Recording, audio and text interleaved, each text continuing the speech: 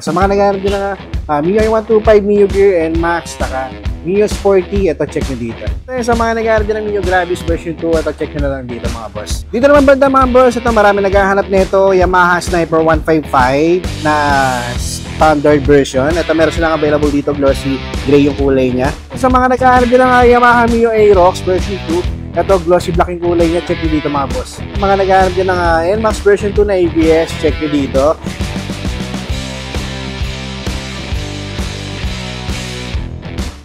What's up mga boss? Welcome kayo sa panibago kong repo update.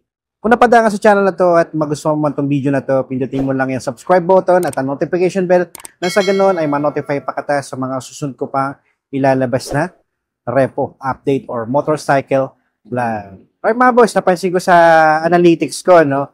Maraming nanonood sa akin pero hindi pa nakasubscribe, baka nakakaligtaan nyo lang. Pindutin nyo lang yung red button dyan tsaka yung notification bell para yun, kapag may bago ko ilalabas, ay magno-notify sa inyo. Yun lang mga boss, so malaking bagay para sa akin. So, nandito ako sa may Yamaha Tayuman. Sa location address ng mga boss is 1497 Tayuman Street, Santa Cruz, Manila. Okay, so yung mga boss, check natin kung ano ba yung mga available ngayon dito ng mga repos ng mga motorsiklo, tsaka kung ano ba yung mga updated price ng mga repos nila. Okay mga boss, so mag-start na ako. Dito muna tayo sa MIUI Sporty nila na matte black, no? Sa price na ito mga boss, yan dati siyang 63,240, ngayon 59,500 na lang siya.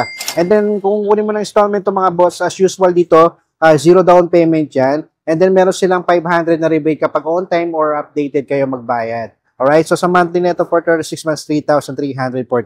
Sa appearance naman neto mga boss, okay na okay pa siya. O, yan, no? Napakinis pa ng lens ng ilaw niya. And then sa fairing siya, makinis pa, wala pang basag. Halos all stock pa siya. Yan, di kasama itong, alaman. Tapos sa order nito mga boss, sa 5,000 niya, sariwang-sariwa pa. Yan sa mga naghahanap dyan ng MIUI Sporty na matte black. And then dito naman sa tabi niya mga boss, magenta naman yung kulay niya, MIUI Sporty din. Ito naman, 60,820 yung price niya. And then sa monthly na ito, for 36 months, 3,406. Sa order na ito mga boss, nasa 11,000 niya. Medyo bata rin ito mga boss, bata-bata pa. Di sa appearance niya mga boss, napakaganda pa. Makinis pa yung niya, fairings niya. Headlight niya, okay pa, wala pang basag. Front fender, gulong niya medyo makapal pa naman. Tapos seats niya, stock pa, wala pang butas. Sa mga naghahanap dyan ng MIUI Sporty, check nyo na lang dito mga boss. Dito naman mga boss, para naman sa mga naghahanap dyan ng MIUI 125, ito meron silang available dito. Dalawang glossy white and then isang glossy black, no? So dito naman na tayo sa glossy white, no? Ito mga boss, dati siyang 66,895. Ngayon, 63,000 na lang siya, no? And then sa monthly neto for 36 months, 3,510. Tapos sa order na itong isang to mga boss, nasa 17,000. Pagdating naman sa appearance siya mga boss, pairing siya, okay na okay pa. Bukod dito sa may headlight na malabo na yung lens, pero magdidepende sa inyo mga boss. Tapos sa gulong niya, nagmamaxi fill na yan. Okay, so stock pa naman ito mga boss, so kompleto pa, pati mirror na dito pa. Tapos wala pang butas yung seats niya. Yan, sa mga naghahanap dyan, check nyo lang dito. Tapos ito, same unit din, same color, MIUI 125. Ito naman to, for pricing pa, wala pa siyang presyo, no? Pero sa appearance siya mga boss, okay pa naman siya. Sa gulong niya, medyo makapal pa, fairings niya. Yan, may mga scratches lang siya rito, pero sa headlight signal niya, okay pa. Tapos sa order nito mga boss is nasa 17,000 din mga boss, halos pareho lang nitong isang to. Yan, sa seats niya, stock na stock pa to. O, stock din mga boss, nandiyan pa yung mirror niya, no? Alright, so dito naman tayo sa glossy black. Ito naman mga boss, may price siya, no? Sa price niya mga boss, nasa 59,225. And then, muna ng installment to, 3,330 yung monthly niya. And then, sa order na ito mga boss, ito bata pa, nasa 7,300 pa lang. Yan, sa appearance naman na ito mga boss, hindi sa may harapan, okay pa naman yung fairings niya, headlight niya, goods na goods pa, napakinis pa ng lens. Kung niya makapal pa mga boss, no, kasi kapal pa ng mukha ng chismosang kapitbahay niyo. Alright, so dito naman mga boss, sa may seats niya, aftermarket na pala siya, pero pamalit na mga boss, may butas na. Tapos missing lang yung grab bar niya sa likod. The rest, yan, okay pa naman siya, wala lang siyang mirror, no? So, check nyo na lang mga boss, sa mga naghahanap ng MIUI 125, ito, meron silang glossy black, tsaka glossy white. Dito naman banda mga boss, para naman sa mga naghahanap ng MIUI Gear, ito meron silang available dito ng MIUI Gear S, yan. So, sa price nito, dati siyang 76,141. So, ngayon mo lang siya ng 72,000. And then, sa monthly niya for 36 months, 3,940. Sa order nito mga boss, check natin. Sa order niya is nasa 2,000. So, bata pa siya mga boss, no? Bata-bata pa talaga siya. 2,000 pa lang ang tinatakbo niya. And then sa appearance siya, pagdating dito sa may harapan, okay pa naman yung fairings siya, no? Sa gulong niya, napakakapal pa. And then sa lens ng ilaw niya, wala pang basag. Goods na goods pa. All stock pa siya mga boss, kompleto pa, no? Pati mirror na dito pa, seats niya wala pang butas. Alright, so sa mga naghahanap din ng Mio Gear S variant, ito meron silang available dito na matte gray. Dito naman banda mga boss, para naman sa mga naghahanap din ng Yamaha Mio Graphies version 2, ito meron silang available dito na matte brown. Alright, so sa price nito mga boss, yan, nagkakalaga siya ng 61,774 before. So ngayon makuha mo na siya ng 58,000. And then sa monthly nito mga boss, nasa 3,271. So sa auto nito mga boss, check nyo na lang dito kasi naka-digital panel yan. Kaya sa appearance na lang mga boss, no, pagdating dito sa may harapan, okay pa naman yung fairings niya. Headlight niya, wala pang basag, makinis pa yung lens. Gulong niya, medyo makapal pa. And then pagdating naman dito sa may likod, stock pa yung seats niya, yung cover, pero pamalit na mga boss, no? Pero yan, missing na yung ano niya. Dito yung mirror niya mga boss, no? So, sa mga nag-aaral dyan ng Mio Graphies version 2, ito check nyo na lang dito mga boss. Para naman sa mga nag-aaral dyan ng motorsiklo na pang negosyo, pang tricycle, pang service, ito meron silang available dito na YTX. Sa price nito mga boss, nagkakalaga siya ng 44,375. And then ngayon makuha mo lang siya ng 41,500. And this installment na ito sa monthly niya mga boss, nasa 2,484. Sa appearance naman niya mga boss, ayan, okay pa naman siya. Napalitan na yung gulong niya, no? Makapal na yung gulong niya mga boss, no? Tapos sa odo na ito, yan, is nasa 7,000 pa lang mga boss. Yan, medyo okay pa ito mga boss, no? Aftermarket na yung ano niya, seats niya mga boss. Pero the rest, goods pa naman. Sa mga nag-add ng Yamaha YTX, ito, check nyo dito. Meron silang available dito. Para naman sa mga nag-ahanap dyan ng Yamaha Mio Gear, meron silang available dito mga boss, isang matte light gray, no? And then dark gray mga boss, no? So dito muna tayo sa isang to. Ito naman mga boss, dati siyang 65,500. And then ngayon makuha mo na siya ng 63,600. Sa monthly niya, for 36 months, 3,539. And then sa odo na ito mga boss, is nasa 7,000. Right, sa appearance niya mga boss, kung mapapansin nyo, kitang-kita nyo na yung issue niya, no, sa headlight niya, pati dito sa may lens ng panel. Pero, yan, pati dito pala sa may fairings, no.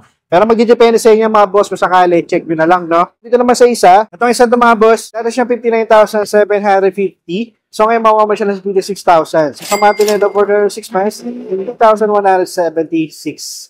Right, sa auto nito mga boss, is nasa 5,000. Ito, bata pa ito mga boss, no.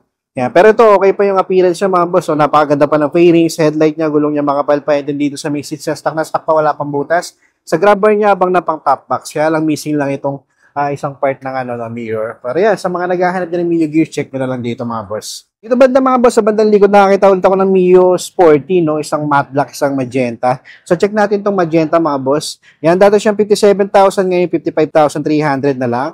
And then sa monthly niya, for 36 months, 3,142. Tapos sa odo na ito mga boss, nasa 8,000, no? Tapos sa appearance siya, okay pa naman yung fairings niya, kaya lang pagdating dito sa may signal niya, bandang signal, no? Sa may parang DRL niya, basag na yung lens, no? Sa gulong niya makapal pa. Dito sa may headlight niya, yan, may lamat na din pala, no? And then dito sa may likod, aftermarket na yung cover ng seats. Pero yan, missing na rin pala yung grab bar niya. So, kayo na bahala mga boss, magdidepende sa inyo yan. At least yan, meron na kayo idea, no? Tapos ito naman, matte black yung kulay niya mga boss. Mio Sporty rin. And then ito, sa price niya na 64,515. Ngayon, makuha mo lang siya ng 60,200. Tapos sa monthly niya, for 36 months, 3,376. Sa auto na ito mga boss, is nasa 14,000. Pagdating naman sa appearance niya, okay pa naman yung fairings niya, no? Yung gulong niya medyo makapal pa, tapos dito sa may signal niya, tsaka sa headlight, okay pa yung lens, wala pang basag. Wala lang siyang mirror. Tapos dito sa may seats niya, stock na stock pa, wala pang butas. Goods pa. Grab bar niya nandun pa. Alright, overall, okay pa naman ito mga boss, bukod sa may mirror lang, no? Okay, so sa mga nag-add ng Mio Sporty, ito check nyo dito. Tapos ito, walang presyo. Ito naman mga boss, sayan yung kulay niya. Pero to 402 pa lang yung tinatakbo, no? Pero yan, depende sa inyo, check nyo na lang, no? Okay, so dito meron din silang NMAX na version 2 na matte gray. Wala ring price, so check nyo na lang dito mga boss. And then dito rin, meron silang Mio i125. Wala ring price. Alright, so sa odo na ito, check natin, sa 34,000. Okay, so sa headlight signal niya, okay pa naman to. Fairings niya, gulong niya, makapal pa. Seats na ito, stock na stock pa, no? So the rest, goods na goods pa to. Yan, sa mga naghahanap din ng Mio i125, Mio Gear, NMAX, taka Mio Sporty, ito check nyo dito. Dito naman banda mga boss, ito marami naghahanap nito, Yamaha Sniper 155 na standard version. Ito meron silang available dito, glossy gray yung kulay niya. Alright, so sa price nito mga boss, nasa 98,838. So ngayon, makuha mo lang siya ng 94,000. And then sa monthly nito mga boss, sa 36 months, 4,767. Kaya lang meron siyang 5% na down payment na 4,700. Yan, sa appearance naman niya mga boss, okay na okay pa siya, no? Fairings niya, maganda pa yung fairings niya mga boss, no? Kaya lang dito may konting scratches. Pero sa front fender, minor scratches lang. And then sa gulong niya mga boss, okay pa naman siya, no? Headlight signal niya, okay pa. Yan. So, dito naman sa may seats niya, stock na stock pa, goods pa naman. Kompleto pa naman siya. Nandito pa yung mirror niya mga boss. Yan. Sa mga naghahanap dyan, nagbabalak dyan, Yamaha Sniper 155 standard. Ito, meron silang available dito na glossy gray. And then last mga boss, ito meron silang dito, NMAX ABS version 2, tsaka itong Aerox version 2 rin na glossy black, standard version, no? Ito mga boss, for pricing pa siya, pero kung sakali naghahanap kayo na itong NMAX na to, tsaka itong Aerox na to, pwede nyo nang applyan to for installment. So, check na lang natin yung appearance niya para magkaroon kayo ng idea kung sakali naghahanap kayo nito, makita nyo na, no? So, dito muna tayo sa NMAX mga boss. Sa NMAX mga boss, pagdating sa fairings niya, dito sa may harapan, wala pa naman siyang basag or gasgas, no? Napakaganda pa, naka-gold folds na siya.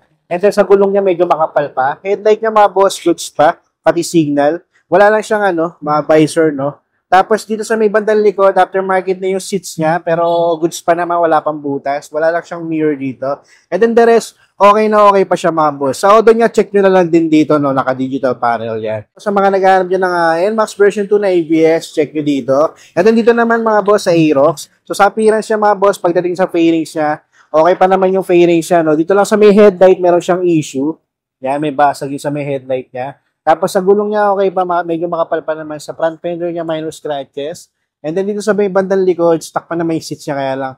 Yan, okay pa naman, wala pa naman butas. The rest, goods na goods pa, no? So, dito lang talaga siya nagkaroon ng issue sa may headlight niya. Pero magdedepende sa inyo mga boss, no? So, sa mga nagkahanap din ng Yamaha Mio Aerox version 2, ito, glossy black yung kulay niya. Check nyo dito mga boss. Okay mga boss, so that's it for today. Maraming salamat sa umabot sa punto na to. Hanggang sa susunod na video.